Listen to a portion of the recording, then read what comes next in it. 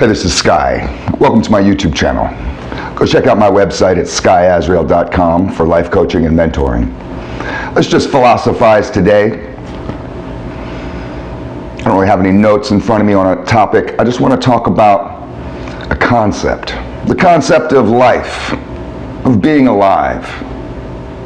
How would you know if you're alive? How would you know? Can you prove it? How would you prove it? Remember that movie, Jacob's Ladder? A lot of you probably never saw it. Old movie. Great movie. Without giving away the entire movie, it's fascinating. The ending. When you realize that everything that has happened was in his mind, was a flashback, a foreshadowing. It was just something being played out on his deathbed. It makes you question life. How would you know that you're alive right now? We all think we are. Well, I breathe and I shit and I eat food and but how does any of that tell you that you're alive? Is it possible that we could all be dead right now? That what we're experiencing here is death? How could you prove that this is life?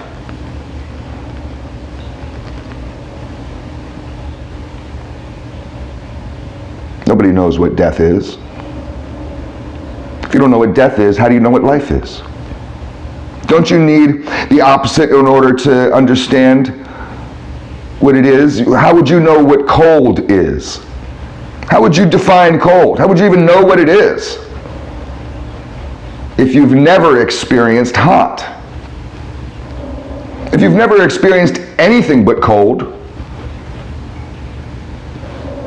how the hell would you know even what cold is? There would only be one thing, and that would just be what was. There would be no way to describe it. We learn how to describe things through the non-things. You can put a ball on a table in a white table in a white room. Put a ball on there. You got that image in your head. Put a ball on a table. It's all white. Everything you see is just white, and you see this dark ball sitting on the table. You got that image in your head. So what defines the ball? How do you know the ball is there? Because it contrasts with what's around it. A solid object is defined by the space around it, the empty space around it. We need the opposite. This is the whole concept of yin and yang. You could go down the line with everything. You wouldn't know what love is if you had never experienced hate. People ask these existential questions. They shake their fist at God, wondering, why is there evil in the world? If there was a God, there would be no bad things in the world. Why does God let bad things happen? It's simple. Philosophers, maybe you religious people can't answer this, but philosophers have answered this. It's obvious that bad things happen in order to show you where the good is. There's still profound good in the world. You just have to find it. And then you also have a choice of being it. So many people go looking for what's good and never find it. They become cynical, but you could simply be what's good. Maybe that's too much responsibility for you. You'd rather other people do it.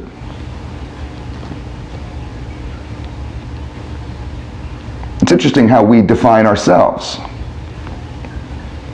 Our personalities are defined against others in some ways. Some people believe that they're really nice people. I have a buddy of mine, he says this repeatedly, I'm a really nice guy. Like he says that about himself. It's such a weird thing to say. How do you know you're nice? Because maybe you've experienced what it means to not be nice. So we need this, the duality of life to kind of show us the way. How do you know you're on the path? Because there's other areas that aren't the path. The path becomes clearly defined. Just like your body becomes clearly defined in the space around it. You know where you start and where you end.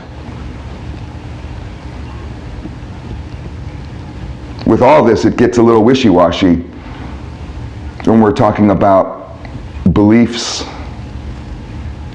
We're talking about stuff that's less tangible, such as the spirit within us. I mean, you can define life as what's not dead. I'd come shoot you in your fucking head right now and you'd be dead as opposed to alive. And there goes your answer. I just proved what life is. Bang!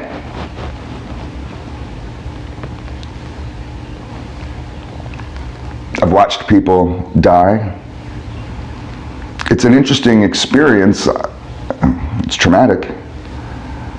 But it's weird. Every time someone dies, I've been through more than 20 murders. Every time someone around me dies, it's like this weird thing where I'm like, man, I was just with you. You were alive one minute, and now you're not. You were here a minute ago, and now you're not here. I could text you, and you'd answer, but now you won't.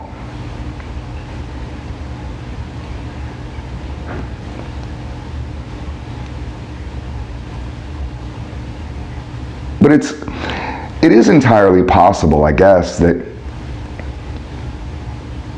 everything that is happening right now that we call reality could just be in our heads. You ever think about that movie, Fight Club?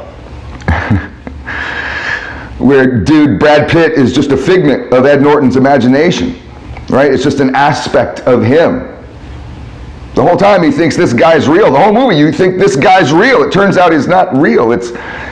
He's just crazy and he's talking to himself.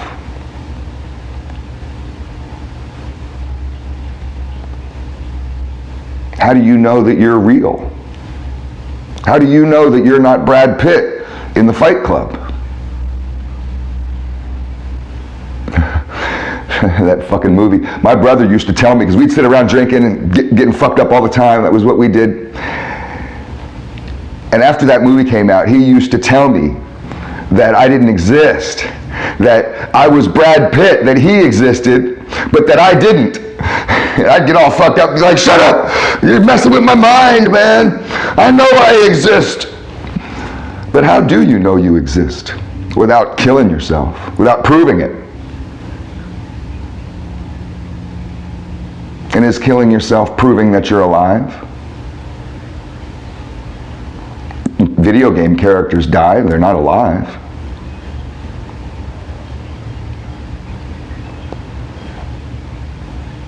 I think that we need to go back to this notion of how we define our aliveness, our being, our spirit is by bouncing it against the wall, by throwing ourselves out into the world, by being that ball in the room. And we have a juxtaposition of what's us and what's not us. And it's this careful game that we play until the end. I think one of the ways to experience being truly alive is through others. Through the eyes of your daughter. Through the lessons that you can mentor and teach. Through the people that you've helped. Through the people that you've affected. And go sit with your grandma. You'll realize that you're alive. You're having an effect on somebody, or the effect that we have against the world. That's that echo.